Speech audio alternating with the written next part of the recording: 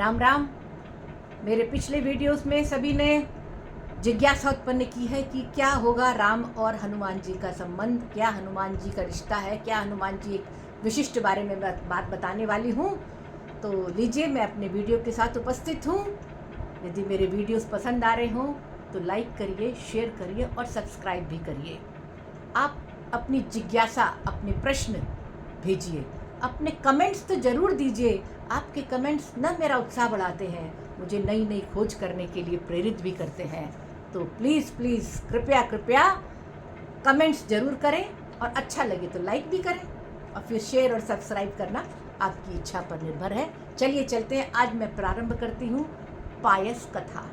पायस, हिंदी में इसको खीर बोलते हैं, संस्कृत में पायस बोलते हैं, मलयालम और तमिल में पायसम बोलते हैं, बंगला में पायस बोलते हैं। चीज़ वही है, खीर। पर यहाँ ये पुत्र कामेष्टि यज्ञ के पश्चात प्राप्त हुई दिव्य खीर है ना। यानी पुत्र कामेष्टि यज्ञ जब समाप्त होता है तो एक दिव्य पुरुष उस यज्ञ में से निकलते हैं और राजा दशरथ को वो पात्र, खीर से भरा पात्र देते हैं, पायस से भरा पात्र देते हैं, जिसे आधा महारानी कौशल्या को देते हैं, उसमें से आधा महारानी सुमित्रा को देते हैं और जो बचता है शेष उसे, उस आधे का आधा रानी कैकेयी को देते हैं। उसके बाद भी पात्र में थोड़ा सा बचा रहता है तो उसको वो पुनः जो थोड़ा बहुत बचता है वो महारानी सुमित्रा को दोबारा दे देते हैं। तो दोबारा देने के कारण उनके 2 पुत्र होते हैं। यही हम सब ने राम, लक्ष्मण, भरत, शत्रुघ्न 4 पुत्रों का जन्म महाराजा दशरथ के यहाँ होता है। ये पायस की कथा है। पर अब हम यहाँ से आनंद रामायण के मोड़ पर चलते हैं, जहाँ पर महाराजा दशरथ पात्र जो है वो महारानी कैकेयी को देने जा रहे हैं। जब कैकेयी के हाथ में वो पहुँचता है तभी एक घटना घटती है। क्या, सुनिए।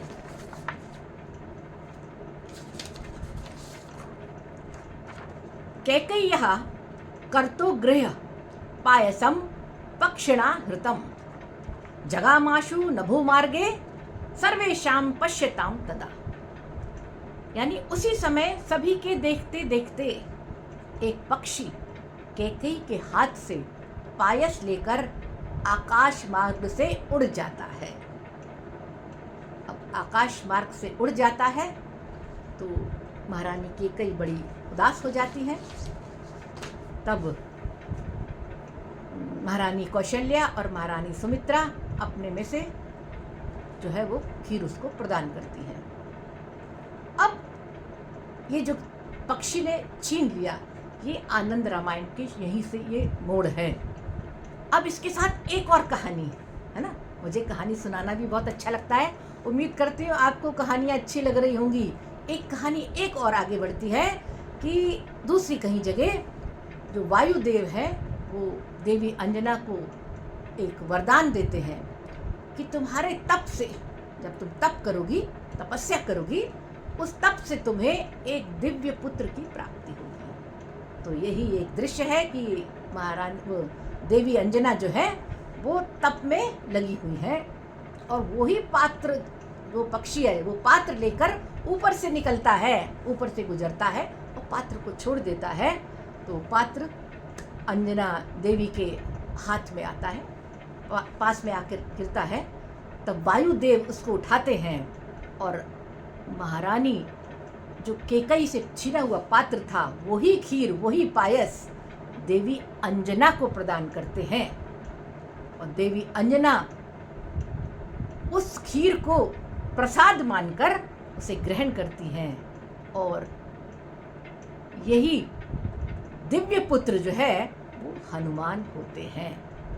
ये अंतर वाल्मीकि रामायण और आनंद रामायण में है। और उस समय की जो उत्तरकालीन बहुत सारी जो राम कथाएं प्रचलित थी उसमें भी ये कहीं कहीं दिया गया है। ये देखिए, ये तीनों दृश्य मैं आपको दिखाना चाहती हूँ।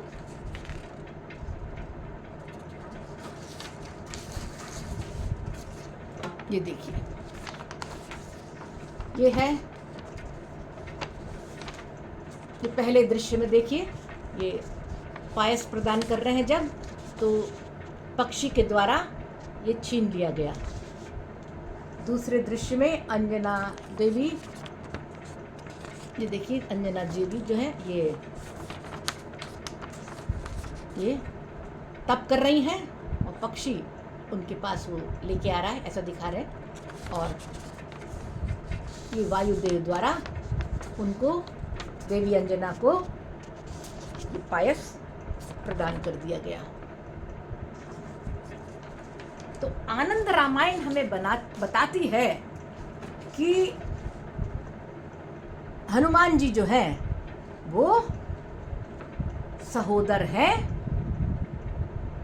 राम के, यानी राम के जो 4 भाई हैं उसमें से एक भाई उनको कहा गया है, क्योंकि जिस पायस, दिव्य पायस से उसको ग्रहण करके 4 पुत्र जन्म हुए, वैसे ही उस पायस का वो भाग जो पक्षी उठा के ले गया, उसके हाथ से छीन कर ले गया और देवी अंजना को प्रदान किया, उसी पायस को ग्रहण करके हनुमान की उत्पत्ति हुई। और इसी आधार पर हनुमान जी जो हैं वो सहोदर कहलाते हैं, भाई कहलाते हैं आनंद रामायण में। पर देखिए विडंबना, देखिए कि हम भाई आनंद रामायण में मान रहे हैं, लेकिन